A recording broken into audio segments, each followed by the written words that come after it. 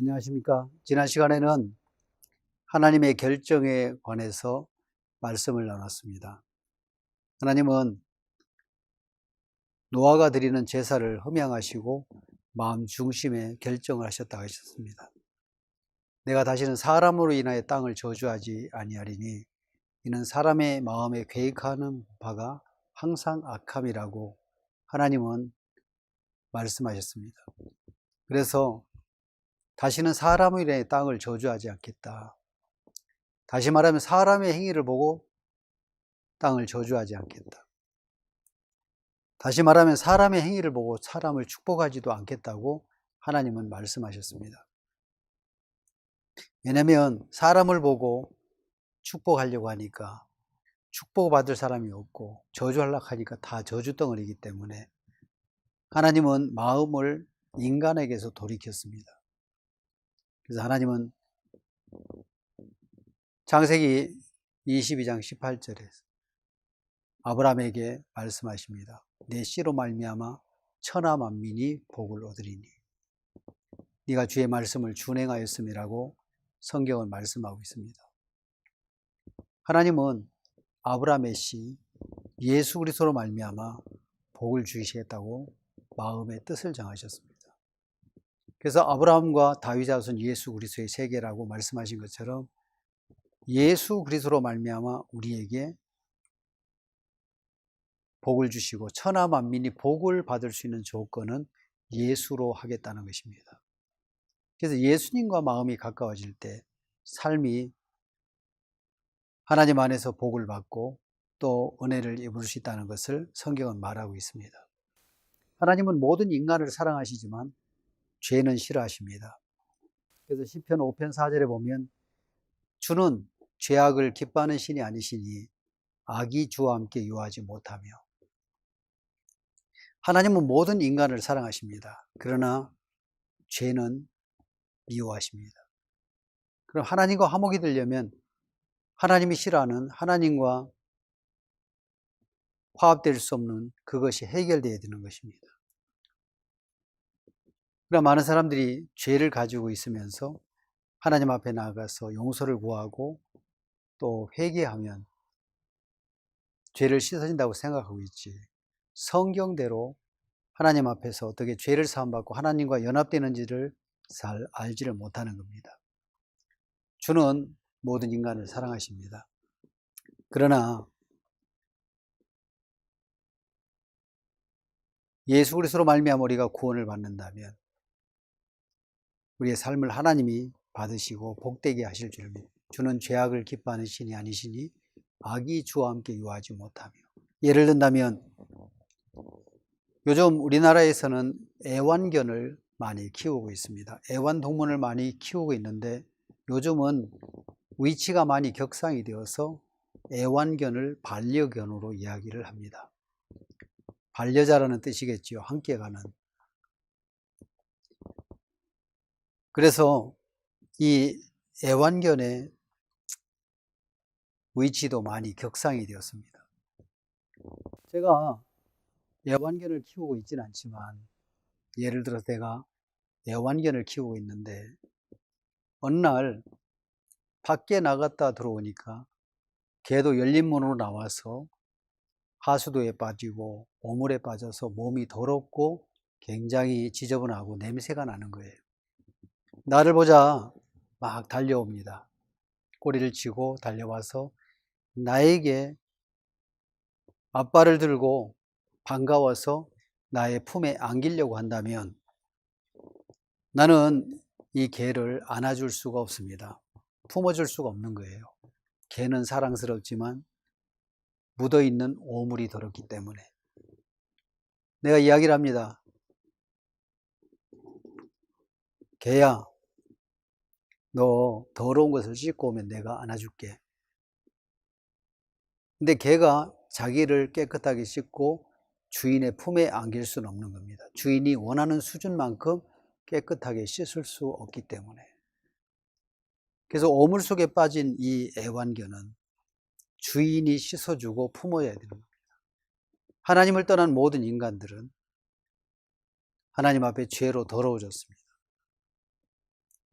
그래서 하나님의 마음과 멀어진 때 삶 속에서 우리는 더럽고 추한 삶을 살 수밖에 없습니다. 하나님과 가까워지면 하나님과 삶이 하나가 되고 또 교류가 되고 사귐을 갖게 되는 겁니다. 우리가 차를 가지고 나가서 도로에 가면은 끼어드는 차들이 많습니다. 앞차와의 거리를 유지하고 멀리 띄우면 그 틈을 많이 파고듭니다. 그러나 가까워져 있으면은 차들이 들어올 틈이 없어서 새치기를 못하지요. 우리가 하나님과 우리 사이에 거리가 멀면 여러 가지 것이 끼어들어서 어려움을 줄 때가 있습니다. 그러나 하나님과 가까우면 아무것도 끼어들지 않습니다. 우리가 신앙을 하면서나 삶을 살아가면서 하나님과 가까이 할 때 우리는 그 사이에 끼어드는 것이 없이 불편한 삶이 아니라 아름다운 삶을 유지해 나갈 것입니다. 그래서 하나님과 가까이 하는 것이 우리가 복을 받을 수 있는 조건이 되고, 또 하나님 우리를 하나님과 가깝게 하려고 여러 가지 우리에게 문제를 주지 않고 하나님과 함께 하려고 가까이 하는 동안에 우리를 행복하고 복된 길로 인도하시는 것입니다. 하나님은 모든 사람을 사랑하십니다. 그러나 죄는 싫어하십니다. 그래서 시편 5편 4절에 보면 주는 죄악을 기뻐하는 신이 아니시니 악이 주와 함께 유하지 못하며 라고 말씀하고 있습니다. 이사야 59장 1절에 보면 이렇게 말씀하고 있지요. 여호와의 손이 짧아 구원치 못하심도 아니요 귀가 둔하여 듣지 못하심도 아니라 오직 너희 죄악이 너희와 너희 하나님 사이를 내었고 너희 죄가 그 얼굴을 가리워서 너희를 듣지 않으시게 함이니 이는 너희 손이 피해 너희 손가락이 죄악에 더러웠으며 너희 입술은 거짓을 말하며 너희 혀는 악독을 바람이라. 하나님이 능력이 없어 구원하지 못한 것도 아니고 귀가 둔하여 기도를 듣지 못하신 것도 아닙니다. 오직 너희 죄악이 너희와 너희 하나님 사이를 내었고, 하나님과 우리 사이에 죄가 가로막혀 있다는 겁니다. 너희 죄가 그 얼굴을 가리워서 너희를 듣지 않으시게 함이니 이는 너희 손이 피해 너희 손가락이 죄에 더러웠으며. 그래서 하나님과 우리 인간 사이에 죄가 가로막혀 있기 때문에 하나님과 화목이 되고 하나님과 연합이 되려면 하나님과 우리 사이에 막혀 있는 죄를 해결을 받아야 되는 겁니다. 죄는 여러 가지로 이야기를 했습니다. 아담이 범한 죄. 아담이 범한 죄는 말씀을 버리고 사단이 주는 생각으로 회개를 했습니다. 진정한 회개는 생각을 버리고 하나님의 말씀 앞으로 돌아오는 것을 회개라고 이야기를 했습니다. 그래서 아담의 죄는 우리가 하나님께로의 회개가 아니고 사단에게로, 그 생각에게로 회개가 되었습니다.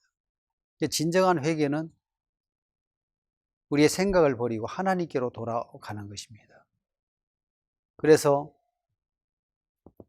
사도행전 14장에 보면 너희가 헛된 일을 버리고 인간이 수고하고 노력하는 그 헛된 삶에서 이제는 천지와 바다와 만유를 지으시고 살아계신 하나님께로 돌아오라 함이라. 너희에게 복음을 전하는 것은 하나님께로 돌아오라는, 죄를 씻어주시기 위함이 아니고 목적이 아니고 우리에게 하나님과의 관계를 더욱 가깝게 하고 또 연결된 삶을 살게 하려는 하나님의 마음이고 뜻입니다.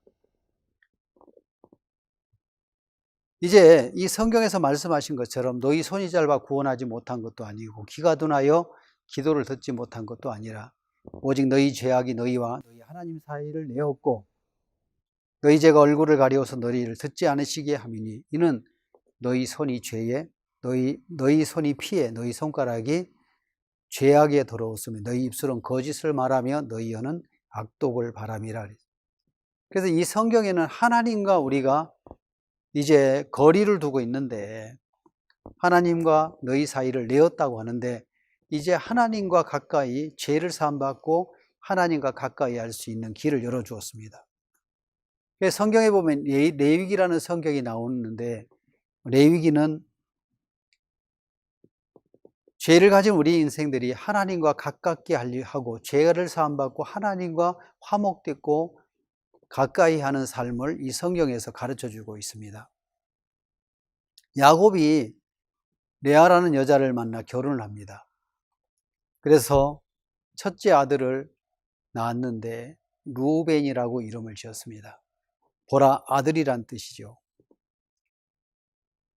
그 다음에 둘째를 낳았는데 이름을 시몬이라고 지었습니다. 셋째를 낳았는데, 세 번째 아들을 낳았는데 이름을 레위라 지었습니다. 이 레위라는 뜻은 연합이라는 뜻입니다. 이제는 남편이 레위를 통해서 네일을 낳고 이제는 나와 연합하리라 해서 연합이라는 뜻입니다. 그 다음에 유다를 낳았습니다. 유다는 찬송이라는 뜻입니다. 그래서 첫째 아들 루벤을 낳게 됩니다. 보라, 아들이라. 두 번째 아들은 시몬을 낳았습니다. 이제 하나님이 기도를 들으셨다, 들으심이라고 있고, 셋째는 레위라고 지었습니다. 이제는 내 남편이 나와 연합하리로 하고, 넷째를 낳았는데 유다라고 이름을 지었습니다. 찬송함이란 뜻이죠. 이 세 번째 아들 레위는 연합이란 뜻입니다. 우리 어떤 이 성경 레위기는 하나님과 우리 인간이 죄로 인하여 멀어졌는데 하나님과 화목할 수 있고 연합할 수 있는 그런 길들을, 또 그런 방법을 이 성경에서 말씀하고 있습니다. 하나님이 싫어하시는 것은 죄라고 말씀하고 있습니다. 우리가 죄 사함을 받기 위해서는 두 가지 조건이 해결이 되어야 됩니다. 죄의 삭은 사망이라고 로마서 6장 23절에는 기록되어 있습니다. 죄의 삭은 사망이요 은사는 그리스도 예수 안에 영생이로다 라고 로마서 6장 23절은 이야기하고 있습니다. 히브리서 9장 28절에는 율법을 쫓아 모든 물건이 피로써 정결케 되나니 피 흘림이 없은즉 사함이 없느니라. 그래서 죄를 사함받는 필요하고 충분한 조건이 있습니다. 그것은 죄값으로 사망이 지불되어야 되고 피 흘림이 없은즉 사함이 없다고 성경은 이야기를 하고 있습니다. 율법은 우리를 의롭게 살 수 있는 법이 아니고 죄를 깨닫게 하기 위해서 율법을 줬다고 이야기합니다. 우리를 율법 아래 가둔 것은 예수 그리스도로 살게 하려고. 전 시간에도 그런 이야기를 했습니다. 생태계가 반으로 나누어진 그곳에 이제 차들이 왕래함으로 말미암아 생태계가 나뉘어졌습니다. 서식지와 또 먹이가 있는 곳이 갈라져 가지고 희귀한 원숭이인 개코 모양의 원숭이가 먹이를 먹으러 도로를 건너오기에 두려워 가지고 개체수가 줄어드는데, 동물 애호학자들이 이 희귀한 원숭이를 보호하기 위해서 학술회의를 열어가지고 결정을 했습니다. 포수를 고용하고 마취약을 총알로 해가지고 이제는 이 사나운 원숭이를 마취제로 기절을 시키면 이제 철장 안에 가두어가지고 트레일러에 실어가지고 서식지를 옮기는 그런 계획을 세웠습니다. 원숭이들이 마취에서 깨어나 보니까 인간들이 창살에 있는 그 상자에다가 가두어서 어디론가 끌고 가려고 하는 거예요. 막 울부짖고 막 괴로워하는데 눈에는 핏발이 서가지고 이 인간들을 적대시하는데 그들이 그 상자 안에, 철상자 안에 가둔 것은 그들을 죽이려고 하는 것이 아니라 살리려고 하는 계획입니다. 오늘 인간 스스로가 살려고 하는 그 마음의 의지를 가지고 살려고, 하나님을 떠나 살려고 하는데, 우리를 율법을 통해서 우리를 죄에 가두신 이유는 예수 그리스도로 말미암아 살게 하려고 우리를 가두는 일을 하는 것입니다. 그래서 우리가 죄인이 될 때 예수로 말미암아 죄에서 벗어나는 그 은혜를 잊게 되는 겁니다. 율법을 쫓아 모든 물건이 피로써 정결케 되나니 피 흘림이 없은즉 사함이 없느니라. 그래서 죄를 사함받을 수 있는 필요하고 충분한 조건은 사망이 지불되어야 되고 피가 흘려져야 됩니다. 그래서 레위기 성경에 보면 족장들이 죄를 범할 때, 제사장이 죄를 범할 때, 또 우리와 같이 평범한 평민들이 죄를 범할 때, 이런 여러 죄를 사함받는 방법을 이 성경 속에다가 기록해 놓았습니다. 그래서 레위기는 죄로 인하여 하나님과 멀어져 있고 또 분리되어 있는 우리가 하나님과 가까이 할 수 있도록 죄를 가지고는 하나님을 만날 수 없기 때문에 죄사함을 받는 이 제사를 드리는 법을 많이 성경 속에서 기록해 놓고, 또 이 죄에서 벗어나 자유를 얻게 하는 그런 제사를 드리도록 했다는 겁니다. 레위기 4장에 보면 한 평민이 죄를 범할 때 어떻게 사함을 받는지 이 부분에 대해서 명확하게 기록을 해놓고 있습니다. 레위기 4장 27절에 보면 이런 말씀이 기록되어 있습니다. 레위기 4장 27절, 만일 평민의 하나가 여호와의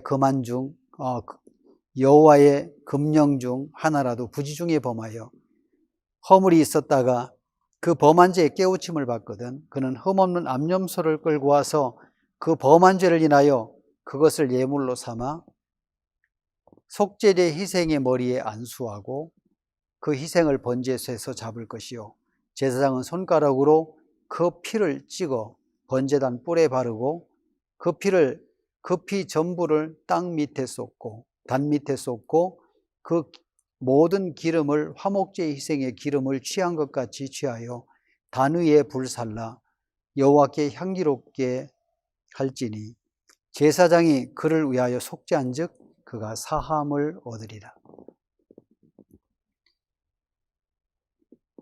하나님은 모든 인간을 사랑한다고 하셨습니다. 그러나 죄는 싫어한다고 말씀하셨습니다. 그래서 시편 5편 4절에 주는 죄악을 기뻐하는 신이 아니시니 악이 주와 함께 유하지 못하며, 어떤 한 평민이 남의 물건에 손을 대서 도둑질했습니다. 이 도둑질한 죄 가지고는 하나님 앞에 설 수 없기 때문에 내가 죄를 지었구나, 그래서 하나님 앞에 나아갈 수 없는 담이 되었구나, 그래서 이 죄를 사함받기를 원한다면 죄의 삭은 사망이기 때문에 죄를 범한 이 사람이 사망으로 죄값을 지불해야 되는데, 자기를 위해 대신 죽어야 할 번제물인 흠없는 암염소를 끌고 오라고 했습니다. 깨우침을 받거든 흠없는 수염소를 예물로 가져다가, 여기 한 성경은 이렇게 이야기를 하는데 27절에는 만일 평민의 하나가 여호와의 금령 중 하나라도 부지 중에 범하여 허물이 있어다가, 한 평민이 도둑질을 했습니다. 그 금령 중, 도둑질하지 말라는 금령 중 하나라도 부지 중에 범하여 허물이 있었다가 그 범한 죄에 깨우침을 받거든 그는 흠없는 암염소를 한 마리 끌고 오라고 했습니다. 왜냐하면 죄의 삭은 사망이기 때문에 범죄한 이 사람이 이 죄로 인하여 죄의 삭신 사망을 지불해야 되는데, 대신 사망을 지불할 흠없는 암염소를 끌고 와서 그 범한 죄를 인하여 그것을 예물로 삼아, 자기가 범한 도둑질한 죄로 인하여 그것을 예물로 삼아 그 속죄제 희생의 머리에 안수하고 그를 희생을 하고 그 희생을 번제에서 잡을 것이요. 죄를 범한 이 죄인이 속죄를 받기 위해서 흠이 없는 암염소를 한 마리 끌고 오라고 했습니다. 그래서 그가 범한 죄를 인하여 그 염소의 머리에, 암염소의 머리에 안수를 하게 되면 이 안수는 넘어간다라는 뜻이 있습니다. 그러면 안수라는 예식을 통해서 이 평민이 범한 도둑질한 죄가 염소에게로 옮겨가게 되는 겁니다.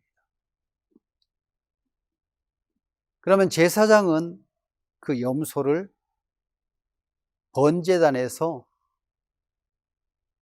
이 평민이 범한 죄값을 치르기 위해서 이 흠없는 암염소를 죽이고 불태워 드리는 제사를 드리게 됩니다. 그래서 이 평민이 죽어야 될 죽음을 이 암염소가 죄를 뒤집어 쓰고 죄값을 치불하여 죽고 나머지 그 시체는 염소는 불태워서 제사드림으로 말미암아 이 죄가 사해지는 것입니다. 그래서 29절에 보면 그 속죄 희생의 머리에 안수하고, 여기서는 죄를 범하여 죄사함을 받기 위해서 온 이 사람이 자기 죄를 염소에게 넘기는 일을 하는 것이 바로 안수입니다. 그 머리에 안수하여 그 희생을 번제에서 잡을 것이요, 제사장은 손가락으로 그 피를 찍어 번제단 뿔에 바르고, 이 성막의 문이 동쪽에 있습니다. 동쪽 문을 열고 들어가면 불타고 있는 번제단이 보입니다. 이 번제단에는 성경에서 말씀하신 것처럼 레위기 예레미야에 보면은 유다의 죄는 금강석과 철필로 기록되되 단뿔과 마음판에 기록되어 있다고 성경은 이야기를 하고 있습니다. 우리가 성경을 한번 찾아보겠습니다. 예레미야 17장입니다. 유다의 죄는 금강석과 철필로 기록되되 그들의 마음판과 그들의 단뿔에 새기졌거늘. 유다의 죄는 금강석과 철필로, 이 금강석은 다이아몬드라고 이야기합니다. 보석 중에 가장 강한 강도를 가지고 있는 이 금강석입니다. 금강석 끝 철필로 기록되되 그들의 마음판과 그들의 단뿔에 새겨졌거늘. 유다의 죄는 금강석 끝 철필로 번제단에 보면은 4개의 뿔이 있는데 그 뿔에 기록이 되어 있는 것입니다. 금강석으로 기록이 된 거예요. 우리가 범한 죄는 바로 이 번제단, 성막은 하늘에 있는 모형을, 하늘에 있는 실 모양을 따가지고 여기에 모형으로 만든 것이 번제단입니다. 성막입니다. 우리 인간이 범한 죄는 하늘나라의 장부책에도 단뿔에도 기록되어 있고, 또 하나는 우리 마음판에 우리가 범한 죄가 우리의 마음 안에, 생각 안에 기록되어 있습니다. 그래서 단뿔과 어디에 기록되어 있냐면 그들의 마음판과 그들의 단뿔에 새겨졌거늘. 그래서 이 한 마리의 생명이 죽음으로 말미암아, 피를 흘리고 죽음으로 말미암아 죄값을 치르고 죄의 삭은 사망을 지불하게 됩니다. 그래서 피를 받아가지고 단뿔에 기록되어 있는 죄를 그 피로 가리우는 일을 하는 거예요. 그래서 단뿔에 기록된 죄를 피로 가리우는 것입니다. 그리고 마음판에 기록된 이 죄의 기억도 한 생명의 죽음으로 말미암아 죄가 씻어진 것입니다. 이 성경에 보면은 그렇게 기록되어 있지요. 레위기 4장 30절에 보면 제사장은 손가락으로 그 피를 찍어 번제단 뿔에 바르고, 기록된 죄가 피로 가리워졌습니다. 그 피 전부를 단 밑에 쏟고, 단 밑은 광야 위에 세워진 것이기 때문에 흙이 있습니다. 단 밑에 쏟으라는 것은 우리 인간의 마음판에 피를 뿌려가지고 단 밑에 쏟으라고 이야기하는 겁니다. 오늘 그래서 하나님의 장부책에 기록된 죄도 씻어졌고 가리워졌고, 우리 마음판에도 예수님의 피가 쏟아져서 단 밑에 쏟으라고 이야기를 하는 겁니다. 그래서 성경은 이야기합니다. 4장 31절, 그 모든 기름을 화목제 희생에 기름을 취한 것 같이 취하여 단 위에 불살라 여호와께 향기롭게 할지니, 제사장이 그를 위하여 속죄한 즉 그가 사함을 얻으리라.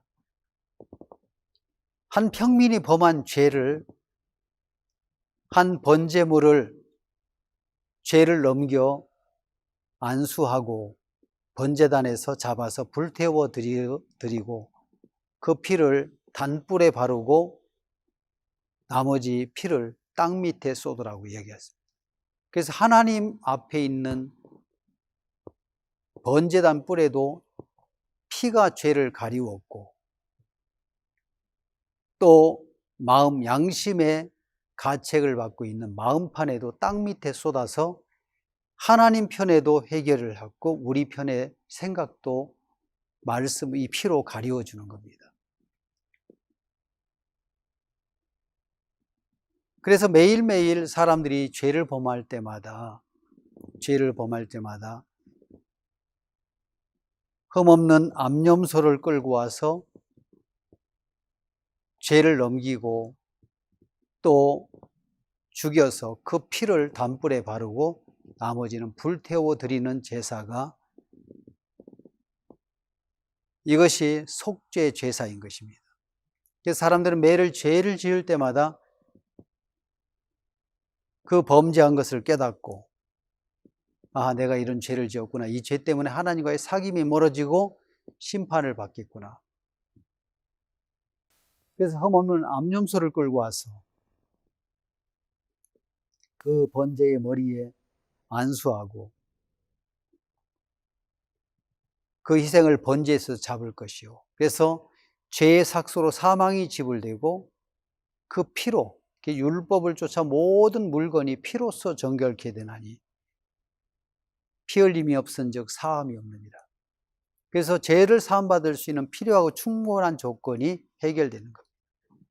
그래서 죄를 지을 때마다 매일매일 사람들은 죄를 깨닫고 또 그 죄에 대해서 해결을 받고 하나님과 자유로운 관계를 가지려면 매일매일 죄를 지을 때마다 이런 속죄 제사를 드리게 됐는데, 모든 것이 갖춰져서 풍요롭고 부유한 사람이라면 죄를 지을 때마다 번제 제사를 드려서 하나님과 사이를 트고 또 온전한 관계를 맺을 수 있는데, 그렇지 못한 사람들은 그 죄를 가지고 늘 하나님 앞에서 자유롭지 못한 삶을 살기 때문에 성경은 말씀하고 있습니다. 이제 매일매일 드리는 번제를 드릴 수 없기 때문에 이스라엘 절기 중에 한 날을 정하게 했습니다.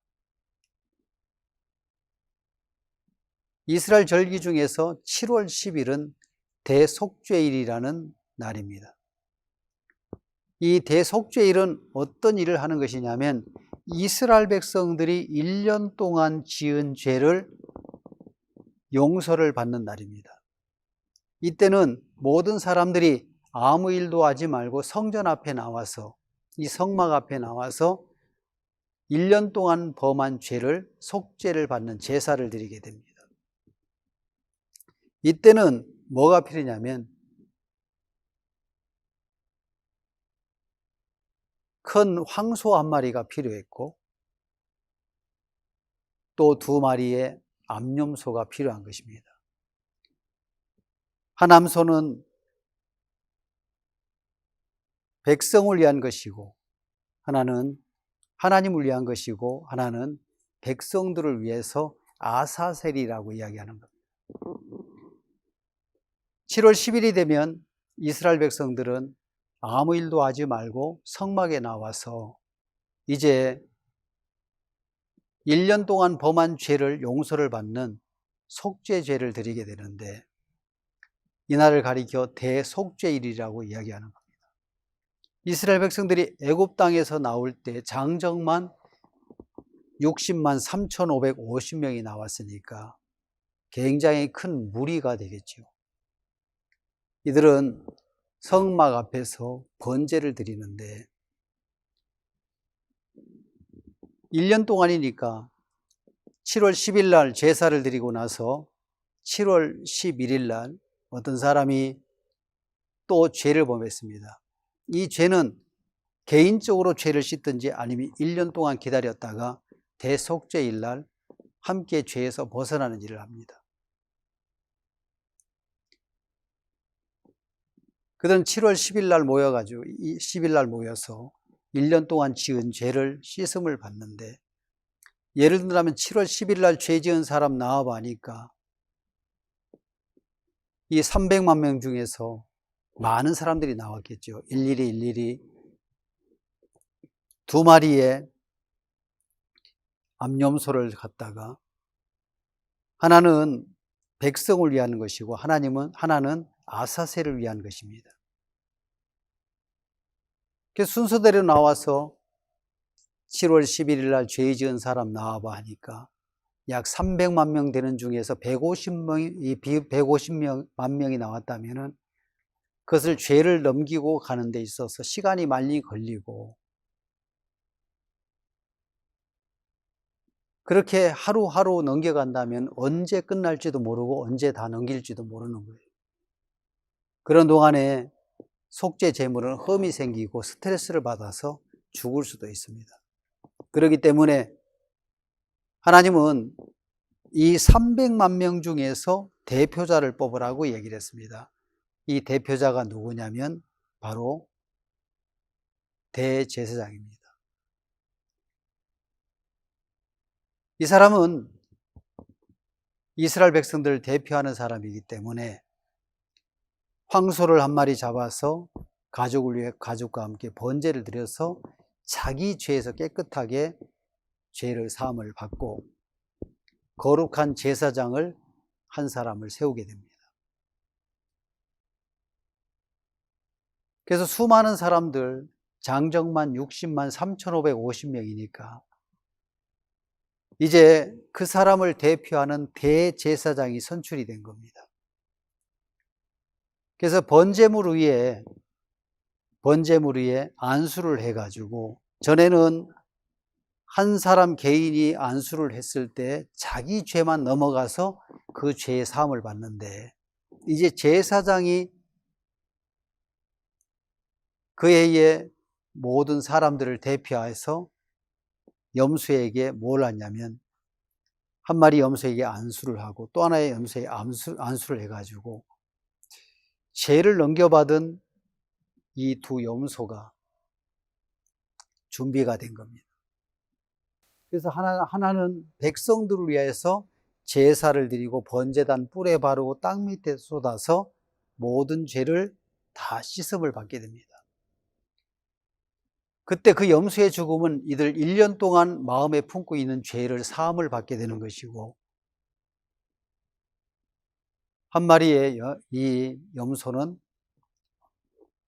보관했다가 정한 자에게 그의 고삐를 줘가지고 먼 지경으로 가게 만듭니다. 광야로 가게 하는 것입니다. 그래서 많은 백성들은 이 아사셀 이 제물이 염소가 무인지경으로 가는 동안에 그들은 뭘 보냐면은 그들의 1년 동안 죄를 짊어진 염소가 멀리 사라지는 것을 보면서 우리의 죄를 짊어진 염소가 멀리 사라지는구나 하고 멀리 사라져서 자취를 감추었을 때 우리 죄가 사해졌다는 사실을 그들은 알게 되는 겁니다. 성경에 보면 시편에서 동이 서에서 먼 것처럼 여호와께서 우리의 죄를 멀리 옮기셨다고 이야기를 합니다. 그래서 하나님이 죄값으로 피를 흘려주셨고 이 아사셀 염소가 멀리 사라지는 것을 보면서 그들은 죄에서 벗어난 사실을 믿게 되는 것입니다.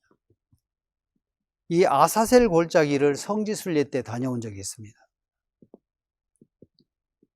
거기는 죄를 짊어진 염소를 그 아사셀 골짜기로 밀어붙였다 하더라고요. 까마득한 계곡인데 거기서 미끌림을 받으면은 누구라도 다 온몸이 상처투성이로 아무런 형태가 없어질 것 같더라고요. 예루살렘에서 아사셀 골짜기가 있는데 거기서 멀리 보이는 여리고성이 보이게 됩니다.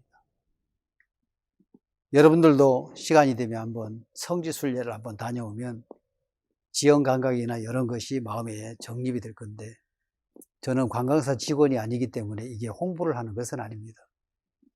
이 아사셀 양 멀리 사라지는 걸 보면서 내 죄를 짊어진 염소가 사라진다 그러면서 그들은 그 아사셀 양이 멀리 사라지는 걸 보고 내 죄가 끝났다는 사실을 발견하게 되는 겁니다. 그래서 1년에 드려지는 제사는 제물이 3마리가 필요합니다. 하나는 수염소고, 그래서 3마리의 제물이 제사장을 위해서 아니면 백성들을 위해서 2마리를 준비하게 됩니다. 한 마리는 죄삭수 사망으로 제물을 드려서 모든 사람들이 피로 모든 죄값을 치렀다는 것을 알게 되고, 이 아사셀 양은 두었다가 정한 자에게서 무인지경으로 보내는 동안에 죄를 짊어진 염소가 사라지는 걸 보면서 우리 죄가 사해졌다는 사실을 알게 됩니다. 동이 서에서 먼 것처럼 우리 죄가를 멀리 옮기셨다. 이것이 바로 아사셀 양이라는 것입니다. 구약 성경은 예수님이 오시기 전에 제사법을 모형으로 보여놨습니다. 그래서 사람으로는 매일매일 예수님 오시기 전에는 죄를 짓고 또 염소를 잡고 그래서 죄값으로 피를 흘렸고 사망을 지불해서 모든 사람이 죄에서 벗어나는데 이제는 예수님으로 말미암아 이 모든 죄를 사하기를 하나님은 원하셨다는 겁니다. 그래서 성경은 이야기합니다. 아들을 낳으리니 이름을 예수라 하라. 마태복음 1장 21절에 보면 아들을 낳으리니 이름을 예수라 하라. 이는 그가 자기 백성을 저희 죄에서 구원할 자이심이라. 이제 구약의 제사법은 예수님이 오셔서 이루실 모형입니다. 그래서 하나님은 예수로 하겠다고 말씀하셨습니다. 사람으로는 안 되지만 하나님으로는 하시겠다고 말씀하셨습니다. 그래서 창세기 8장 20절에 보면 하나님은 제사를 흠양하시고 그 중심에 이르시되 내가 다시는 사람으로 인하여 땅을 저주하지 아니하리니 이는 사람의 마음에 계획하는 바가 항상 악함이라고 이야기를 하셨어요. 하나님 결정하셨다겠지요. 사람으로 인하여 땅은 축복하지 않겠다. 다시 말하면 저주하지도 않겠다. 그래서 하나님은 누구로 하겠다고 마음을 정하셨느냐 하면 창세기 22장 18절에 내 씨로 말미암아 천하 만민이 복을 얻으리니 바로 아브라함과 다윗의 자손 예수 그리스도라고 말씀하신 것처럼 예수로 천하 만민이 복을 받게 하겠다는 겁니다. 그래서 모든 인간을 죄에서 벗어나게 하려고 하나님은 2000년 전에 예수 그리스도를 준비하셨습니다.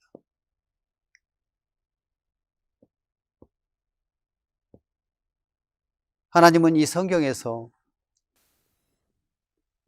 아들을 낳으리니 그 이름을 예수라 하라. 이는 그가 자기 백성을 저희 죄에서 구원할 자이십니다. 하나님은 인류의 마지막 제물로 예수 그리스도를 준비하셨고, 그래서 죄 없이 이 땅에 오신 예수님을 제물로 준비하셨습니다. 흠없는 암염소를 끌고 오라고 했는 것처럼. 예수님은 인간의 몸을 입고 오셨지만 죄는 없으신 분입니다. 그래서 한 제물을 준비하신 것입니다. 예수님이 태어나시기 전에 6개월 전에 사가랴 아들 세례 요한을 하나님은 보내셨습니다. 사가랴는 제사장인데 제사장인 아버지가 30살이 되면 사람들이 제사장의 직분을 받게 됩니다.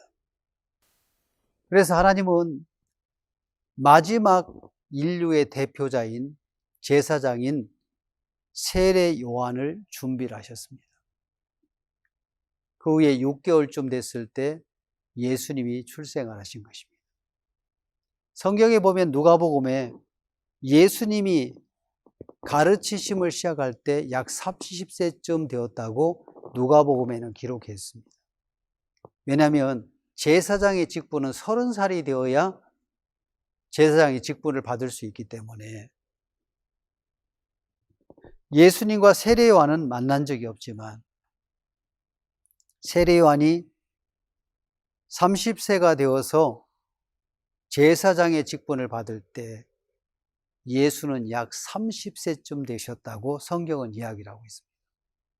이분들이 각각 자기 태어난 곳에 살다가 30살이 되었을 때 어디서 만나냐면 요단강에서 만나게 됩니다.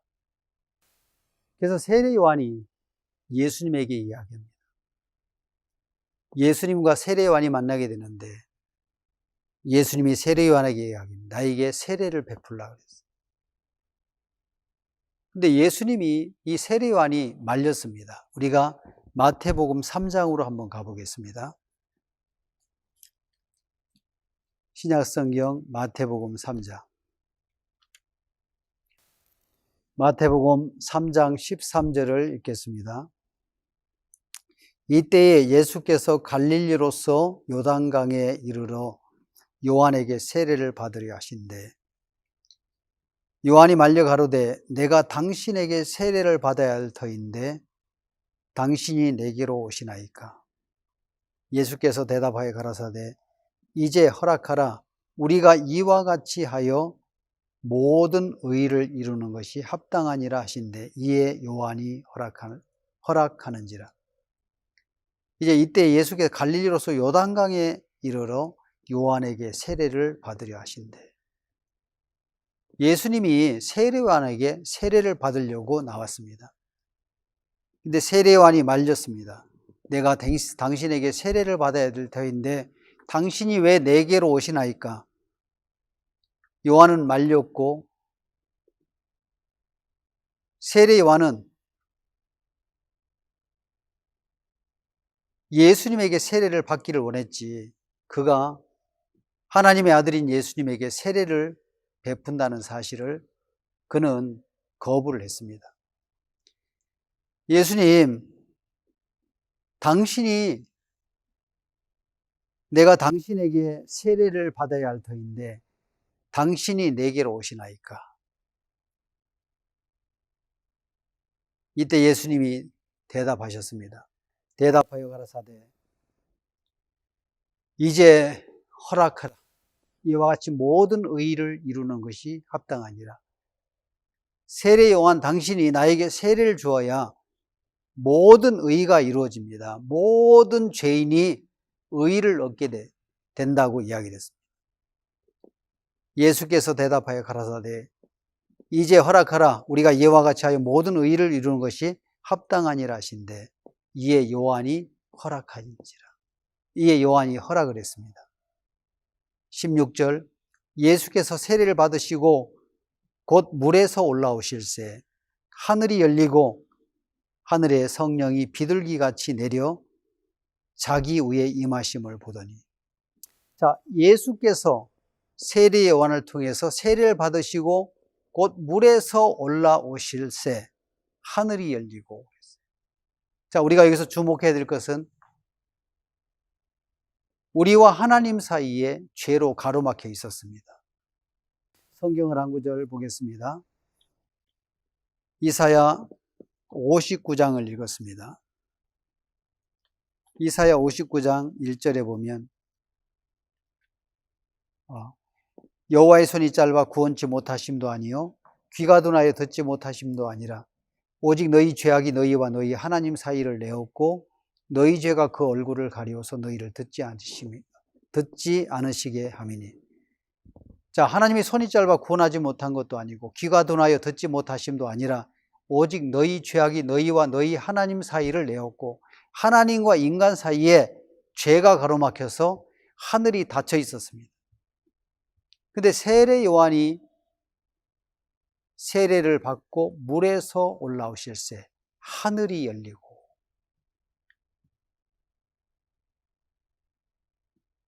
인간과 하나님 사이에 가로막혀 있는 죄가 세례 요한의 안수로 인하여 예수님에게로 넘어간 것입니다.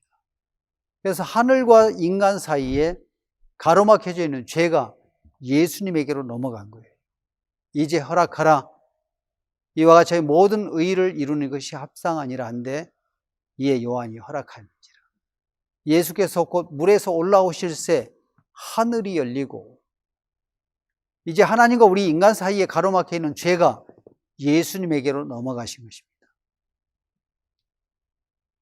그래서 우리 모든 인간의 죄를 이 세상 마지막 대제사장인 세례 요한을 통해서 그 모든 죄가 예수님에게로 넘어간 거예요.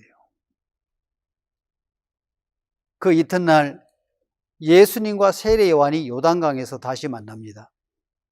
요한복음 1장 29절에 보면 세례 요한이 예수님을 보고 뭐라고 말씀하시냐면 보라 세상 죄를 지고 가는 하나님의 어린 양이로다. 그전에는 보지 못했던 뭔가가 보여진 겁니다. 보라 세상 죄를 지고 가는 하나님의 어린 양이로다. 예수님은 세상 죄를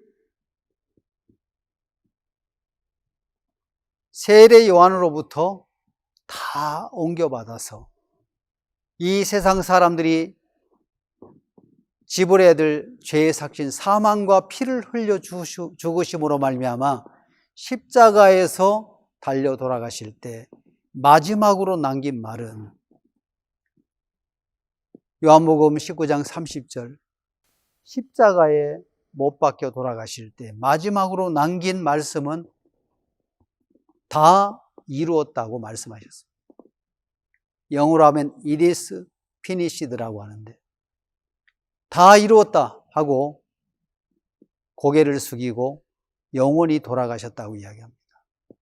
바로 십자가에서 예수님은 우리 인간들이 지불해야 될 모든 죄값을 지불하시고 피 흘려 돌아가셨고 사망을 지불하신 것입니다.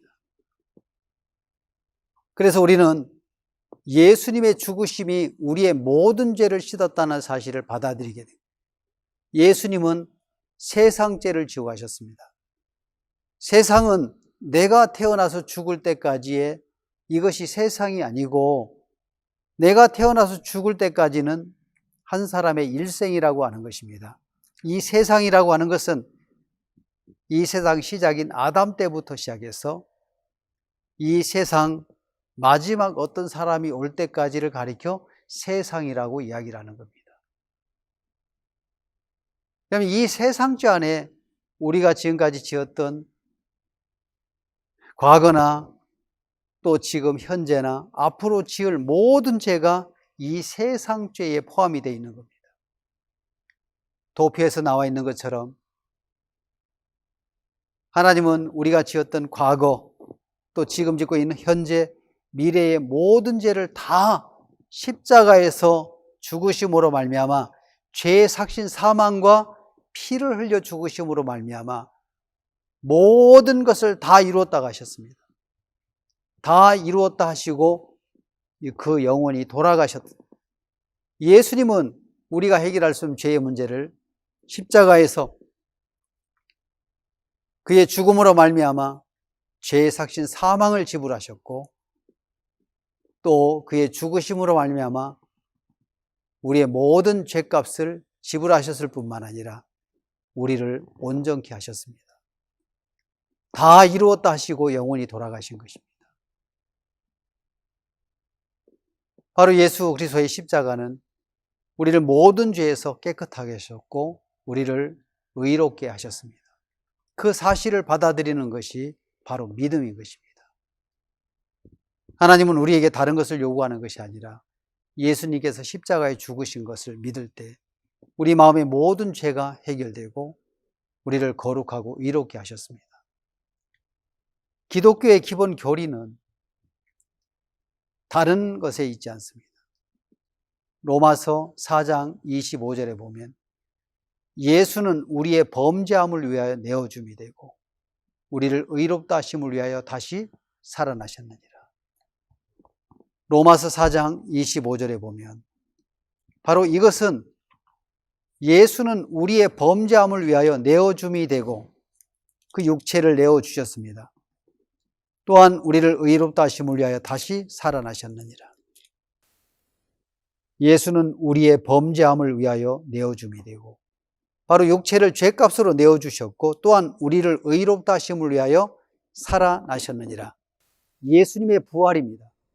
예수님의 죽으심과 그 부활은 예수님이 우리 모든 죄를 씻었고 의롭게 해놓으셨다는 완벽한 표징입니다. 우리가 예수님이 십자가에 죽으시고 난 이후에 장사 지낸 바 되었다가 3일 만에 부활을 하셨습니다. 더 이상 사망과 죽음이 그를 무덤에 가둬둘 수가 없는 거예요. 예를 들어서 제가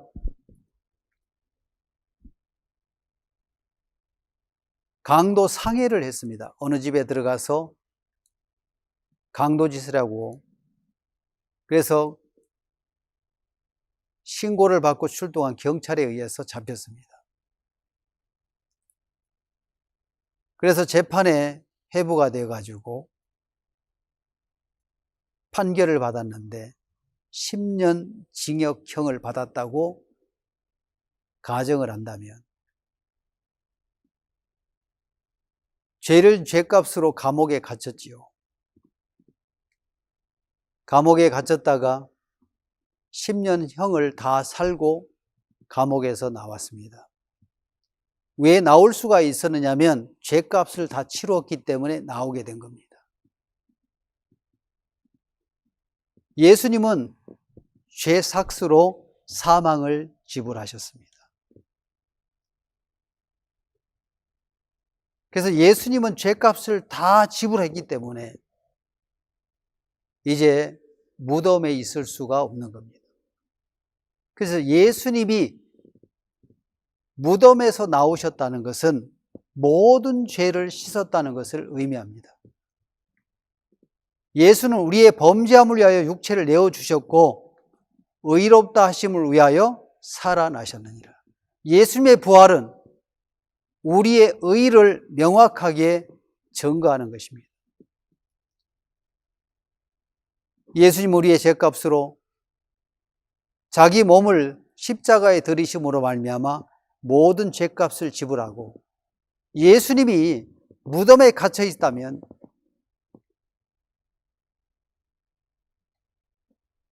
우리에게 아무런 의의를 줄 수가 없었는데 예수는 우리의 범죄함을 위해 내어주음이 되고 죄값으로 육체를 내어주셨고 우리를 의롭다 하심을 위하여 살아나셨다고 말씀하고 있습니다. 바로 예수님의 부활은 우리를 의롭다 하는 명백한 증거고 확정입니다. 저는 이 로마서 4장 25절이 기독교를 믿는, 예수를 믿는 사람들의 분명한 확증이라고 말할 수가 있는 것입니다. 예수는 우리의 범죄함을 위하여 내어줌이 되고 또한 우리를 의롭다 하심을 위하여 다시 살아나셨느니라. 자, 예수님이 십자가의 죽으심으로 말미암아 모든 죄를 씻었고 우리를 의롭다고 하셨습니다. 이 사도행전 시대에 많은 사람이 예수 그리스도의 부활의 도를 전함을 싫어했습니다. 어떻게 죽은 자가 살아나? 말도 안 돼. 지금까지 죽었던 자가 다시 살아난 적이 없는데 유언비어를 선포하는 것 같고 사람들을 현혹시키고 또 사람들을 많은 루머 속에 빠뜨리고 혼란 속에 빠뜨린다고 생각하기 때문에 예수를 믿는 자를 핍박하려고 했습니다. 예수님의 부활은 의롭다고 이야기를 하는 겁니다. 지금 이 시대에 우리가 의롭고 거룩하다고 이야기할 때 많은 사람들이 이단이라고 이야기합니다. 어떻게 죄를 짓는데 의롭다고 말할 수 있느냐? 그것은 예수 그리스도의 부활을 믿지 않기 때문에 그렇습니다. 예수는 우리의 범죄함을 위하여 내어줌이 되고 또한 우리를 의롭다 하심을 위하여 살아나셨느니라. 바로 명백한 증거는 예수 그리스도의 부활입니다. 근데 많은 사람이 우리를 의롭다고, 우리가 의롭다는 이야기를 말을 함으로 말미암아 말도 안 돼. 어떻게 죽은 자가 살아나? 어떻게 죄를 짓는데 의인이라 말할 수 있어? 이것은 예수의 부활의 도를 전함을 싫어했던 이 사도행전 시대처럼 지금 이 시대가 우리가 의롭다라고 이야기하는 그것을 믿지를 않고 그 말을 한다고 이단이라고 말할 때가 많이 있다는 것입니다. 자, 오늘 우리는 예수의 부활의 도를 전한다고 핍박을 받던 그 시대와 지금 똑같은 시대를 살아가고 있습니다. 예수님이 십자가에서 우리의 죄를 위하여 죽으셨고 우리를 의롭다 하심을 위하여 살아나셨습니다. 기독교의 온전한 교리는 예수 그리스도의 죽으심과 부활입니다. 부활은 우리를 의롭다고 하시는 명백한 증거라는 것입니다. 왜냐하면 감옥에 형을 언도받고 10년형을 받고 감옥에서 다시 나올 수가 있었던 것은 모든 죄값을 치루었기 때문에 나올 수가 있었던 것처럼 예수님은 더 이상 사망에 갇힐 필요가 없었던 것은 모든 죄값을 치루었기 때문에 그는 더 이상 무덤에 머물 수가 없는 것입니다. 죽은 지 사흘 만에 부활하셨습니다. 사람들은 예수의 부활을 굉장히 싫어하고 있고 그 예수의 부활을 전하는 사람들을 잡아 죽이고 핍박하고 거기에 1등 공신으로 혁혁한 공을 세웠던 사람, 바로 사울입니다. 이 사울은 그것이 이해가 안 되는 거예요. 자기 생각으로 납득이 가지 않는 거예요. 어떻게 죽은 자가 다시 살 수 있어? 말도 안 돼. 이런 유언비어를 퍼치고 그렇게 하는 사람들은 죽여야 돼. 자기 생각으로는 도저히 이해할 수 없는 말을 하고 있는 그들을 핍박했습니다. 지금 이 시대에 많은 사람들이 자기 생각으로 이해를 하려고 합니다. 예수님이 죄를 씻고 이 땅에 오셔서 죄를 씻고 모든 죄에서 우리를 구원하셨습니다. 예수님은 이 땅에 오셔서 세상에 있는 모든 죄를 다 씻어주셨습니다. 보라, 세상 죄를 지고 한 하나님의 어린 양이로다. 바로 세상 죄 안에 우리의 전에 지었던 죄, 현재 짓고 있는 죄, 앞으로 지을 모든 죄를 십자가에서 완벽하게 씻으셨습니다. 로마서 4장 25절은 완벽한 하나님의 이 말씀으로 말미암아 예수는 우리의 범죄함을 위하여 내어줌이 되었습니다. 육체로 죄값을 지루어서 죄의 삭신 사망을 이루셨습니다. 우리를 의롭다 하심을 위해 다시 살아나셨느니라. 바로 예수님의 부활은 더 이상 무덤에 가둘 수가 없는 것입니다. 죄의 형을 다 살면 다시 교도소에 갇히고 싶어도 나가야 되는 겁니다.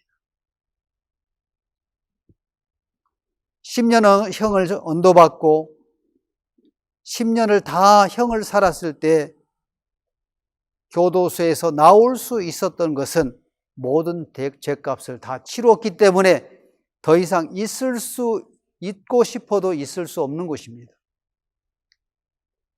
예수는 우리의 범죄함을 위하여 내어줌이 되고 바로 사망을 지불하셨습니다. 우리를 의롭다 하심을 위하여 다시 살아나셨느니라. 바로 예수님의 부활은 모든 죄를 완벽하게 쓰시고 우리를 의롭다 하신 명백한 증거라는 것입니다.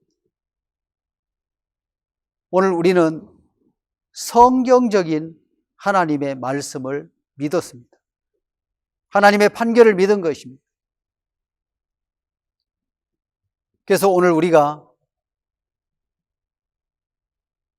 이 세상의 많은 싸움, 종교적인 싸움을 살 수밖에 없는 것은 하나님의 말씀을 진리로 세우고 살아가는 사람과 하나님의 말씀을 믿지 않는 사람의 싸움이 계속해서 일어나게 되었고,